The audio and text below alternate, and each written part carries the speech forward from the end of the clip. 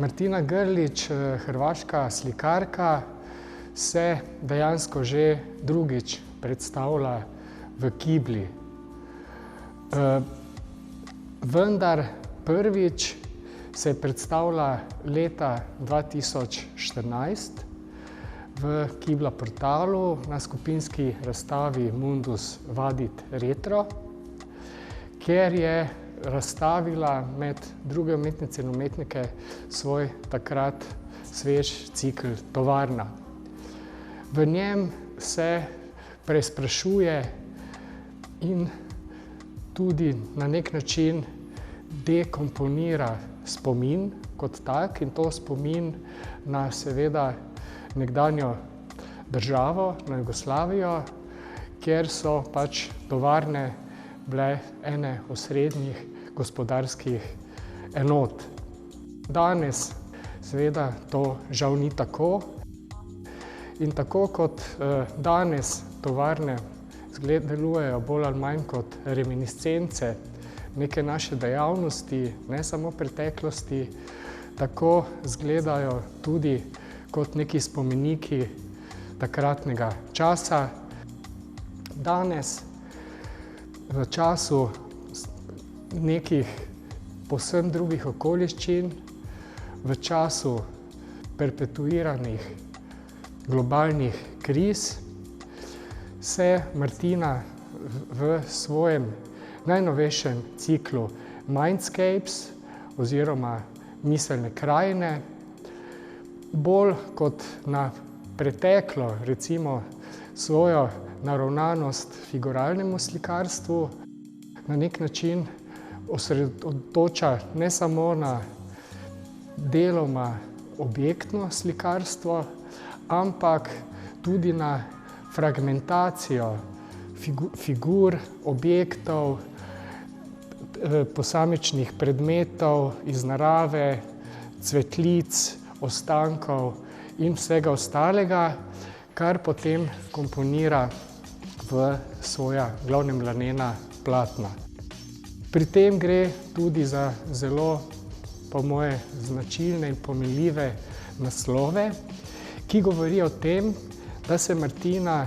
v svojih recentnih delih na nek način ukvarja z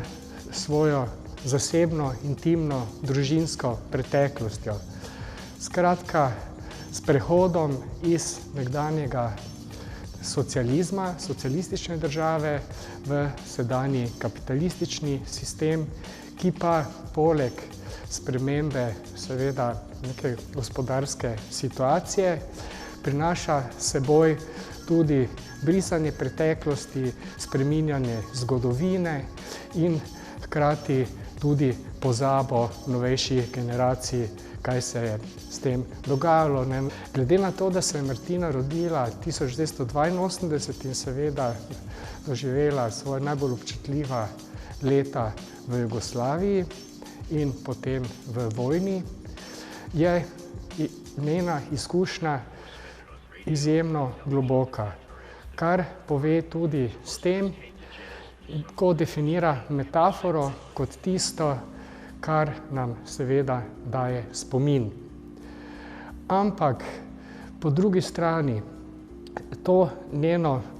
recimo, drobnjakarsko raziskovanje družinske preteklosti, predmetov, ki jo spominjajo na to, ali nekih okruškov v spominih, se ukvarja tudi z dekonstrukcijo neke politike, z razmislekom in detabuizacijo tudi oziroma svojevrstnim pripovedništvom o nekih novih družbah, novih družbenih odnosih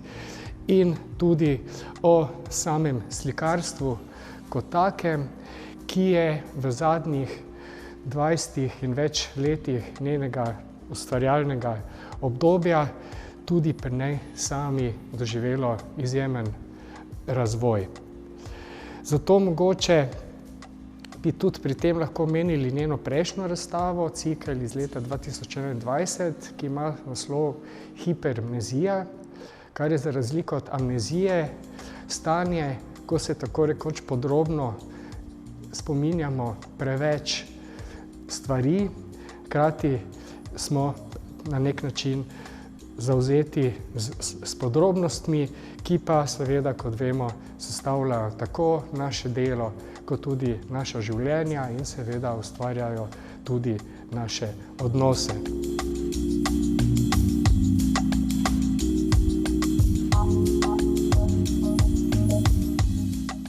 Slutimo lahko,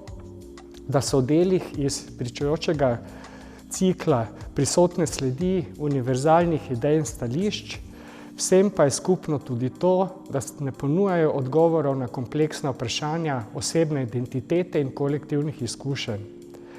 Avtorica z namerno transformacijo podobe, z abstraktno intervencijo imitira minevanje časa in nezmožnost ponovitve, kot tudi realističnega videnja preteklosti. Iz njenih del veje neulovljivost, odnos med spominom in fikcija je zabrisan na kompleksen način.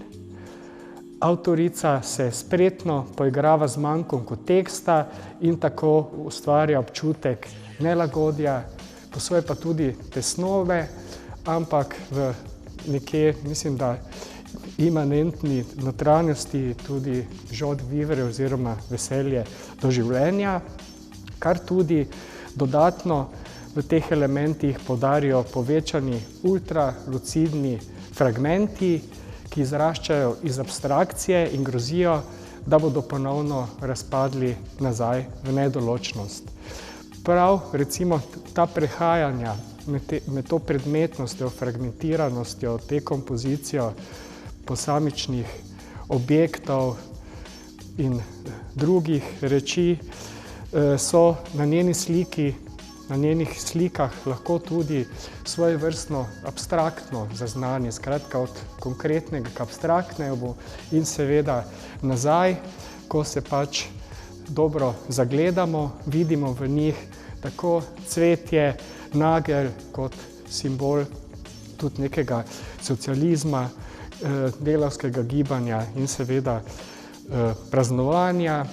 zlati tulci od nabojev, potem cigaretni ogorki, ki seveda spominjajo tudi na razne plati njene zgodovine in evocirajo tudi predmete poželenja oziroma statusne simbole iz otroštva, znamenja potrošniške kulture nekega določenega obdobja. Recimo tukaj tudi lahko izpostavimo lase kot enega elementov ali pa seveda tudi določene damske dodatke. Zato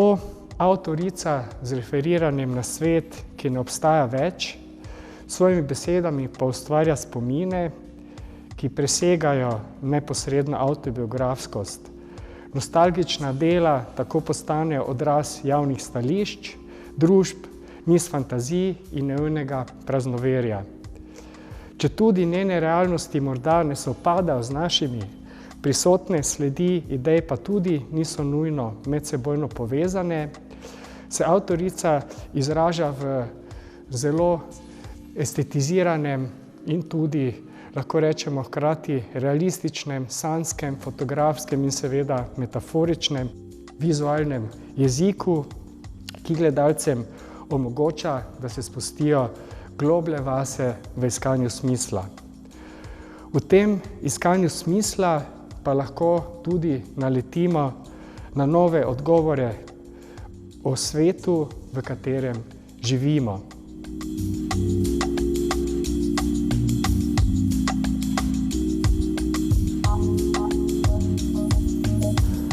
Martina tudi recimo sama pravi oziroma citira, da so metafore edino, kar imamo, da opiše spomine. Koliko je v teh slikah metaforičnega, koliko simbolnega, bomo lahko tudi odkrivali ob samem pogledu, zagotovo pa je obilo oziroma vse osebno izpovednega. To je pa tudi nekaj, kar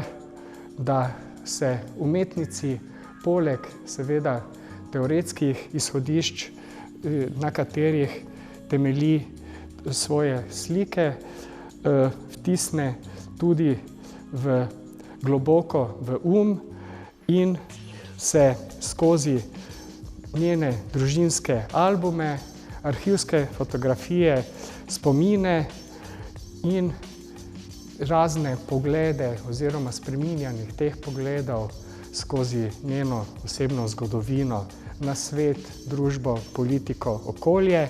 kar je seveda vplivalo na oblikovanje zavesti identitete in se v tej metafori na nek način usidra kot tisto, kar nas vodi skozi življenje, kar nam omogoči, da se v življenju in svetu znajdemo, da življenje in svet razumemo in spoznamo ter oblikujemo neke nove